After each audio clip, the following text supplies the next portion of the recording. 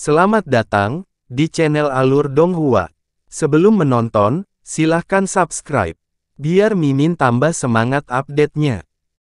Di suatu tempat di langit, sebuah istana emas melayang di udara.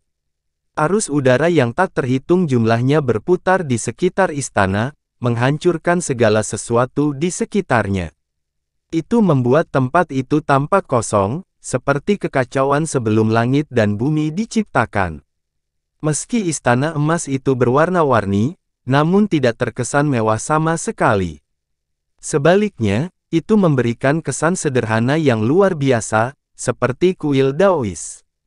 Pintu istana tertutup rapat, dan suara-suara membosankan yang tak terhitung jumlahnya terdengar dari dalam. Seluruh istana berguncang dari waktu ke waktu, menyebabkan ruang di dekatnya bergetar lebih hebat. Pada saat itu, suara dari dalam istana emas tiba-tiba berhenti. Sebuah celah terbuka di pintu, dan sesosok tubuh terbang keluar perlahan. Itu adalah Gu Huojin. Melalui celah tersebut, seseorang dapat melihat ruang emas yang luas di dalam istana. Itu tidak terbatas, dan tidak ada dasar di sini. Itu seperti wilayah terluar dari 9 surga. Bola seukuran rumah melayang di udara di atas ruang emas. Mereka bersinar dengan berbagai warna, seperti ribuan bintang yang berkedip.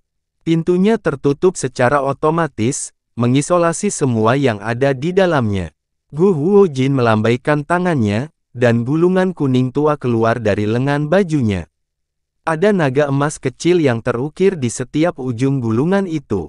Itu terlihat sangat indah, dan sepertinya merupakan harta karun yang luar biasa.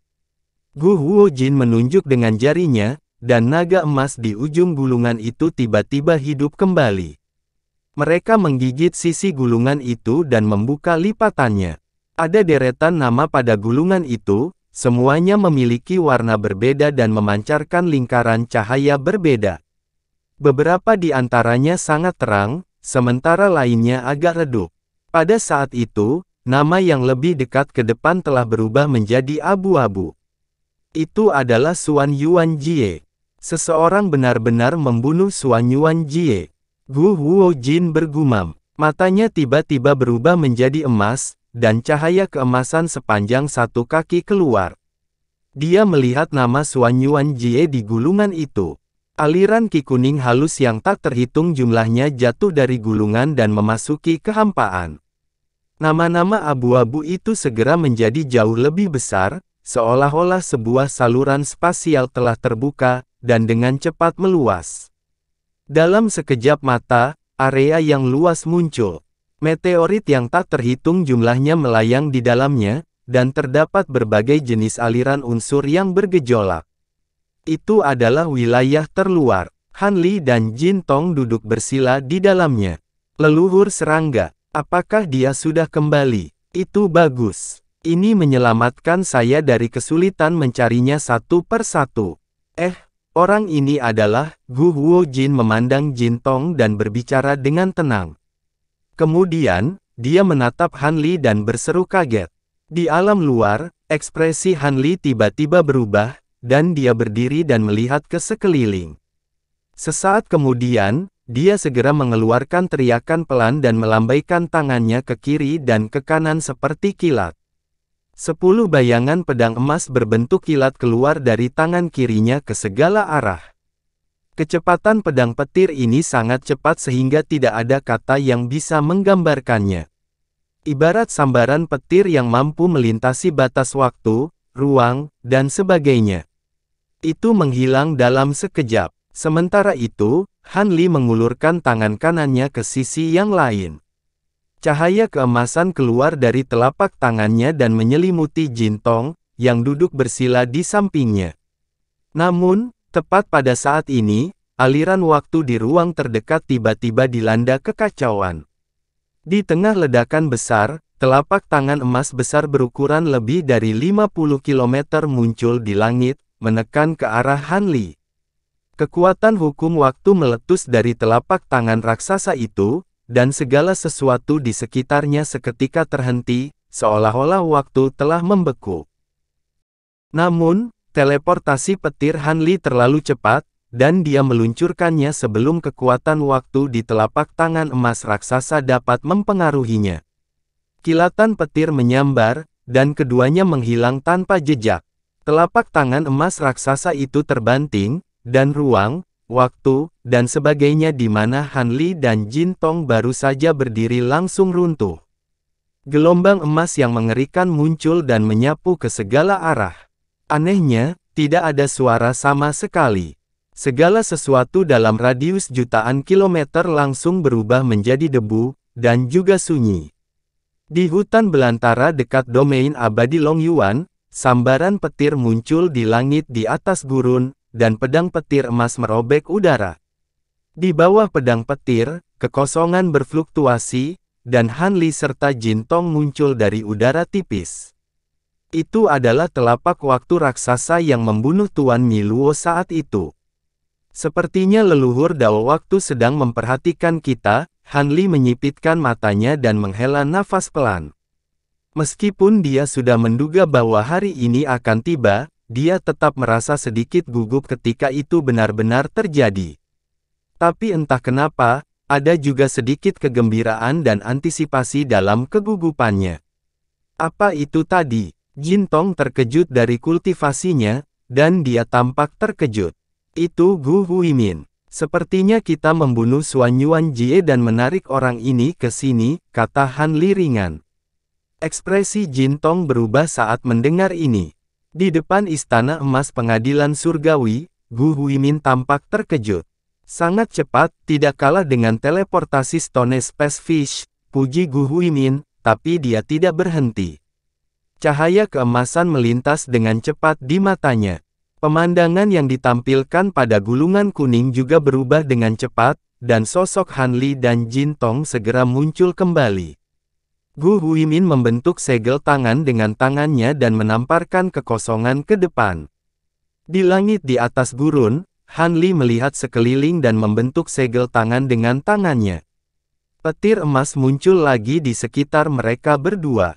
Saat dia menggunakan Lightning Escape barusan, dia dengan sengaja menghapus sisa-sisa auranya, dan jarak teleportasinya sangat jauh, hampir melintasi domain abadi. Bahkan indera ilahi leluhur Dao waktu tidak dapat menyelidiki sejauh itu. Tapi untuk amannya, dia berencana untuk berteleportasi lagi. Pada saat itu, kekosongan di atasnya berfluktuasi, dan dengan suara gemuruh yang keras, telapak tangan emas raksasa muncul lagi. Telapak tangan raksasa itu berbeda dari sebelumnya. Ia membengkokkan jari-jarinya dan membentuk segel tangan, lalu menamparnya. Cahaya keemasan bersinar seperti kilat, dan kecepatan jatuhnya telapak tangan raksasa itu ternyata lebih cepat dari sebelumnya. Bagaimana ini bisa terjadi? Ekspresi terkejut muncul di mata Han Li, dan dia segera membentuk segel tangan. Petir menyambar di permukaan mereka berdua, dan mereka menghilang lagi bersama dengan pedang petir di atas mereka, menghindari serangan telapak tangan raksasa itu. Di domain abadi Tianhe, yang dekat dengan domain abadi Long Yuan, pedang petir melayang di udara di atas pegunungan, berputar dan berdengung. Ada fluktuasi di bawah pedang petir, dan Han Li serta Jin Tong muncul. Ekspresi Han Li serius, dan dia tidak ragu sama sekali. Dia mengaktifkan teknik teleportasi pedang petir lagi. Saat dia berteleportasi, dia menjentikkan lengan bajunya. Lebih dari 20 pedang bambu Cloud Swarm keluar dari lengan bajunya, menghilang ke dalam kehampaan di dekatnya. Di tepi domain abadi Tianhe, kilat menyambar di kehampaan, dan Han Li serta Jin Tong muncul. Han Li tidak berhenti sama sekali. Dia mengaktifkan teknik teleportasi pedang petir lagi, dan sosoknya menghilang lagi. Setelah berteleportasi lebih dari 10 kali, keduanya telah melintasi beberapa domain abadi, dan tiba di domain abadi yang penuh dengan tanah busuk dan racun. Saat itulah Han Li berhenti. Setelah berteleportasi sejauh ini, seharusnya baik-baik saja, pikir Han Li dalam hati. Namun, seolah mengejeknya, langit bersinar dengan cahaya keemasan, dan telapak tangan emas raksasa itu jatuh lagi. Itu jauh lebih cepat dari 2 kali sebelumnya, dan mengeluarkan suara siulan yang keras. Ekspresi Hanli menjadi gelap, dan dia segera menggunakan teknik teleportasi pedang petir lagi. Cahaya keemasan yang tak terhitung jumlahnya merembes keluar dari kehampaan di sekitarnya, dan kehampaan di sekitarnya berubah menjadi keemasan dan sangat stabil. Koneksinya dengan pedang petir lainnya segera terputus. Ekspresi Hanli akhirnya berubah, tapi dia tidak panik. Dia dengan cepat membentuk segel tangan dengan kedua tangannya, dan bayangan jari yang tak terhitung jumlahnya muncul. Cahaya keemasan seperti gelombang melonjak keluar dari tubuhnya, dan bahkan ada rune emas yang tak terhitung jumlahnya tercampur di dalamnya. Dalam sekejap, itu membentuk domain roh emas yang berukuran puluhan mil. Roda kebenaran, botol waktu yang dimurnikan, jam pasir fantasi, kayu ilahi Donyi, dan obor waktu yang terbakar juga muncul dalam cahaya keemasan, dan dengan cepat berputar mengelilingi tubuhnya. Segala sesuatu di domain roh segera menjadi padat, dan membentuk dunia pegunungan dan sungai. Dia menggunakan hukum waktu dengan seluruh kekuatannya, dan menyelesaikan semua ini sebelum telapak tangan emas raksasa itu jatuh. Saat pohon palem emas raksasa jatuh, riak emas yang tak terhitung jumlahnya menyebar, dan segala sesuatu di sekitarnya menjadi hening. Hanya domain roh Hanli yang tidak terpengaruh.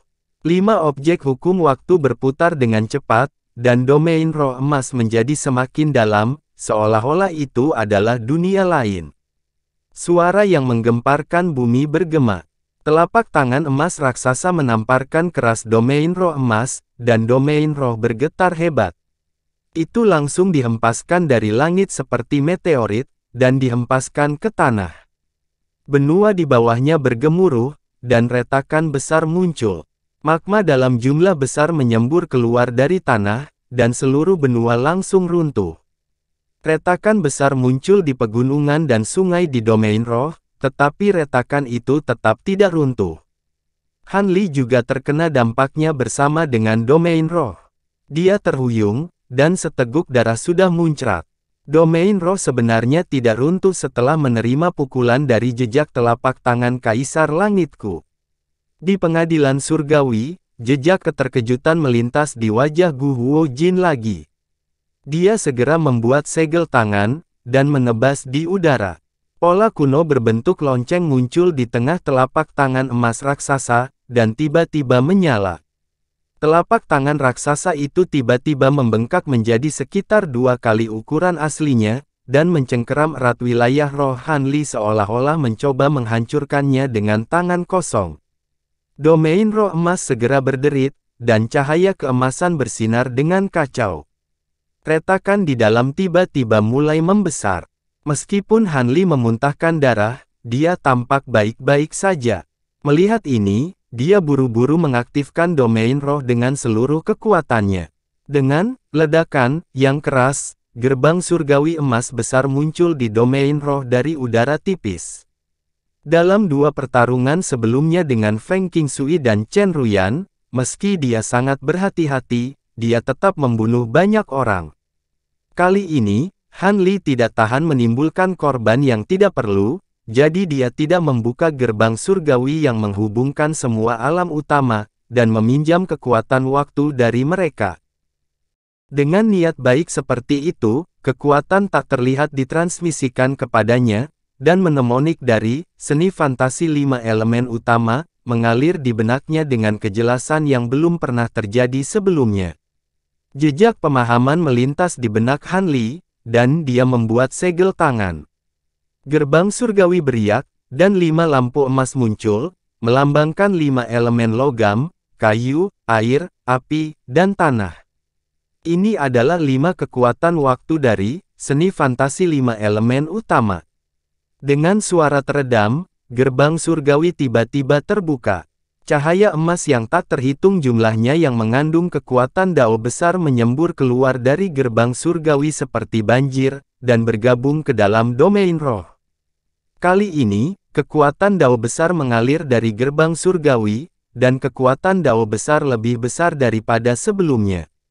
Retakan di domain roh segera berhenti, dan tidak terus meluas. Han Li diam-diam bersukacita. Dia melambaikan tangannya, dan 5 lampu emas keluar dari domain roh. Dengan berputar, mereka membentuk awan emas keberuntungan yang menutupi langit. Itu adalah awan emas abadi, dan ia menopang pohon palem emas raksasa di luar. Teriakan halus terdengar dari samping. Jin Tong telah berubah menjadi wujud sebenarnya dari Golden Immortal Devourer, dan dia membuka mulutnya. Puluhan ribu cahaya emas ditembakkan, dan menyatu menjadi seberkas cahaya besar, yang menebas telapak tangan emas raksasa itu. Han Li dan Jin Tong bergabung, dan segera memblokir telapak tangan emas raksasa di luar.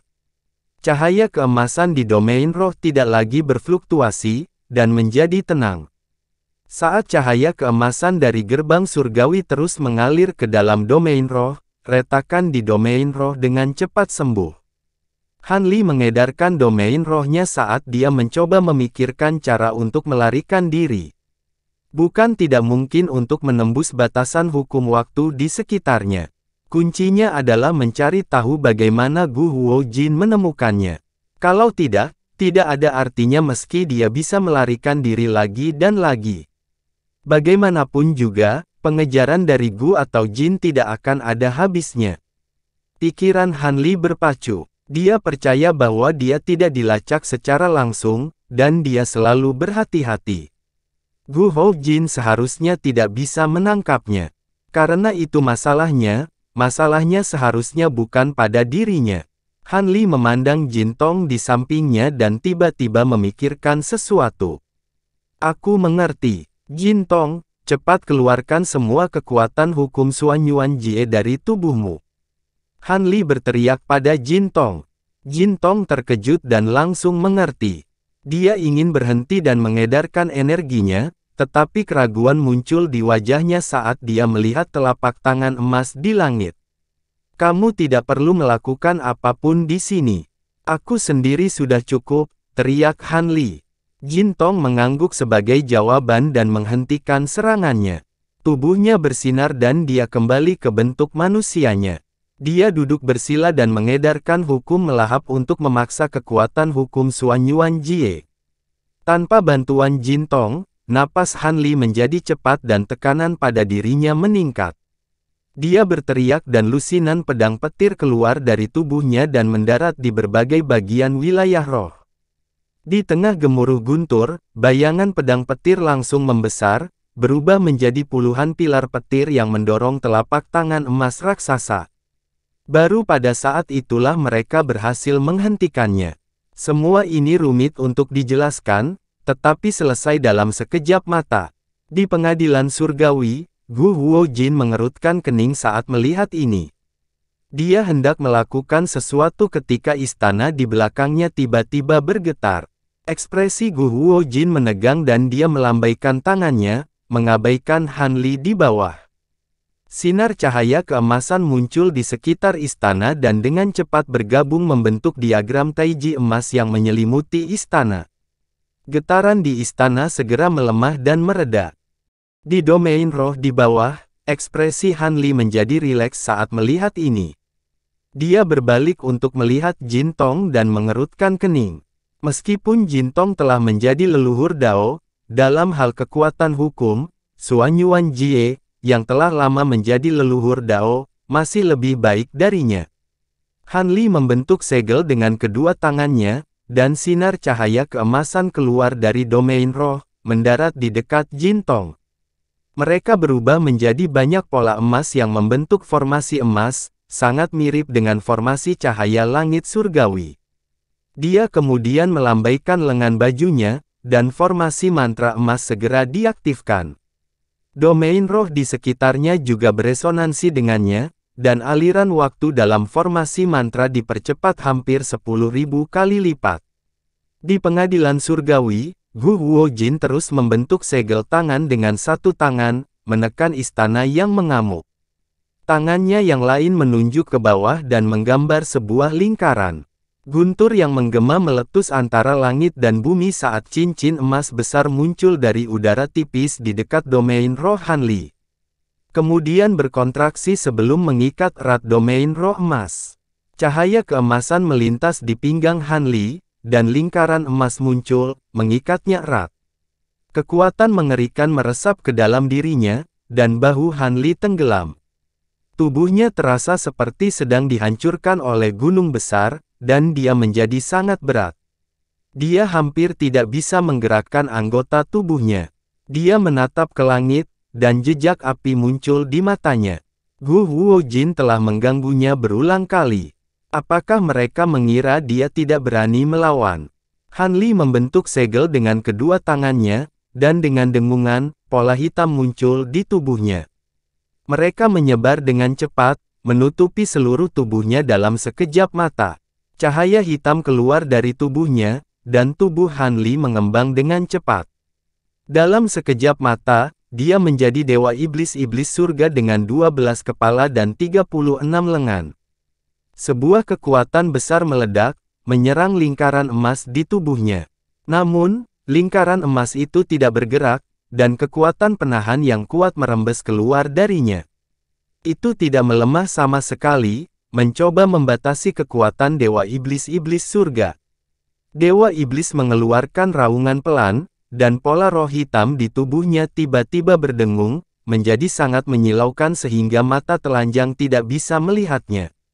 Kekuatan mengerikan bercampur dengan kekuatan hukum waktu yang tak tertandingi melonjak dengan hebat, dan dengan keras menghantam cincin emas itu. Lingkaran emas itu segera bergetar, dan didorong mundur agak jauh. 36 lengan itu meraih lingkaran emas itu dengan kecepatan kilat, lalu menariknya dengan kuat. Kekuatan yang sangat dahsyat meledak, dan lingkaran emas itu berkedip beberapa kali sebelum meledak dengan keras, berubah menjadi cahaya emas yang tak terhitung jumlahnya yang tersebar. Lingkaran emas di luar domain spiritual emas juga berkedip beberapa kali sebelum hancur dan menghilang. Dewa iblis surga mendapatkan kembali kebebasannya, dan segera melompat, menerkam ke arah telapak tangan emas besar di atas. Cahaya keemasan bersinar di ke-36 lengannya, dan pola emas muncul di sana, memancarkan cahaya keemasan yang kuat. Tidak hanya tidak berbenturan dengan cahaya hitam di sekitarnya, tapi juga saling melengkapi. Roda kebenaran dan benda-benda lainnya di domain spiritual tiba-tiba menyala, dan melesat seperti kilat. Dengan suara keras, mereka bergabung ke punggung dewa iblis, berubah menjadi 5 pola emas yang membentuk lingkaran. Pola roh emas di 36 lengan dewa iblis bersinar terang lagi, dan menyerang ke arah telapak tangan emas besar. Suara tinju yang menusuk telinga meledak. 36 bayangan kepalan tangan emas keluar dari kehampaan, menghantam telapak tangan emas besar dengan kecepatan yang luar biasa. Masing-masing dari 36 bayangan kepalan tangan berisi kekuatan hukum waktu dari teknik 5 elemen utama dunia ilusi. Mereka semua adalah tinju pemusnahan 5 elemen utama. 36 matahari keemasan muncul di bawah telapak tangan besar, dan kemudian meledak. Telapak tangan emas yang besar langsung ditelan oleh terik matahari, dan cahaya keemasan yang tak terhitung jumlahnya menyapu, dan seluruh langit hancur seperti selembar kertas.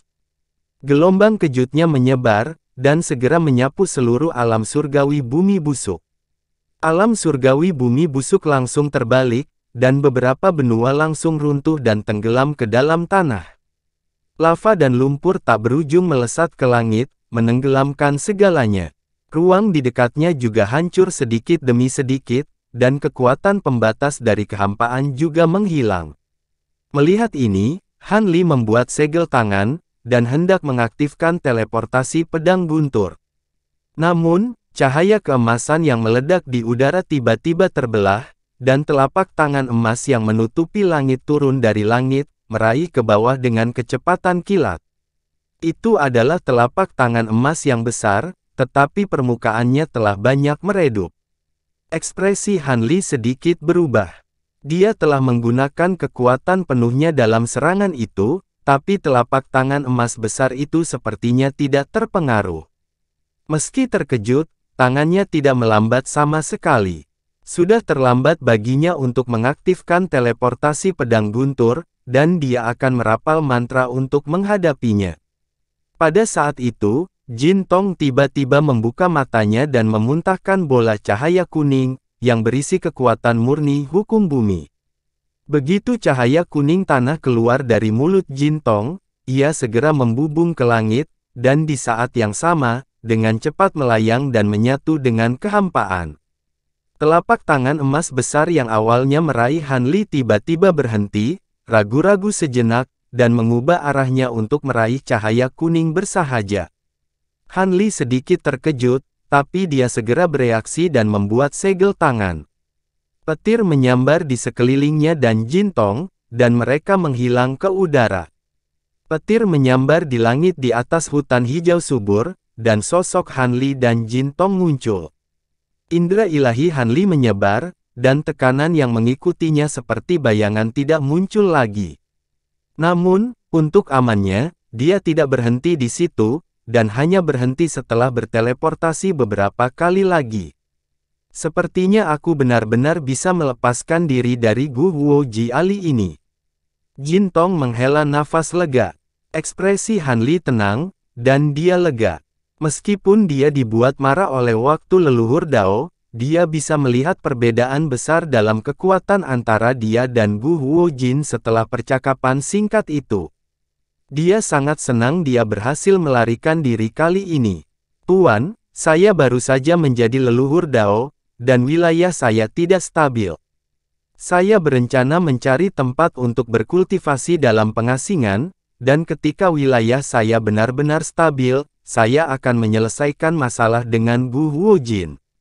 Bagaimana denganmu? Jin Tong bertanya pada Han Li.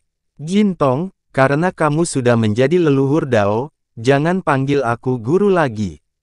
Kita cukup memanggil satu sama lain sebagai sesama Daois. Han Li melambaikan tangannya dan berkata. Jin Tong masih sedikit ragu saat mendengarnya. Dalam dunia kultivasi kita, tidak perlu terlalu keras kepala hanya pada sebuah gelar. Lagi pula, kapan aku benar-benar memperlakukanmu sebagai hewan peliharaan roh? Han Li berkata sambil tersenyum tipis. Jika itu masalahnya, maka saya tidak sopan. Apa rencanamu selanjutnya, teman Han? Jin Tong juga tersenyum dan bertanya. Saya juga berencana mencari tempat untuk berkultivasi dalam pengasingan. Han Li berkata setelah hening beberapa saat. Meskipun kemunculan self-course-nya tidak menimbulkan bahaya apapun untuk saat ini, itu masih merupakan bahaya yang tersembunyi.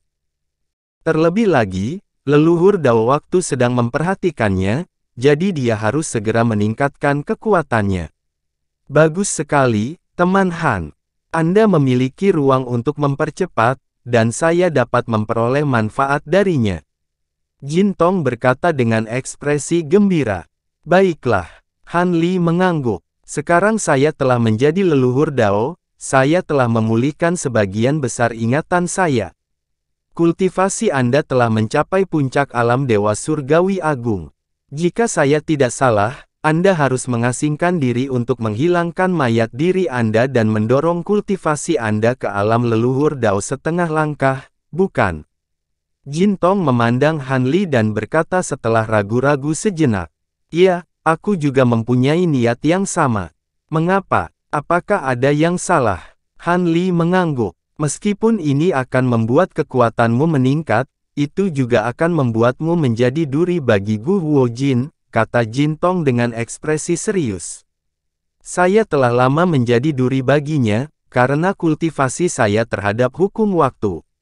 Bahkan jika saya melepaskan semua kultivasi saya, akankah dia melepaskan saya? Han Li melambaikan tangannya dan berkata dengan acuh tak acuh.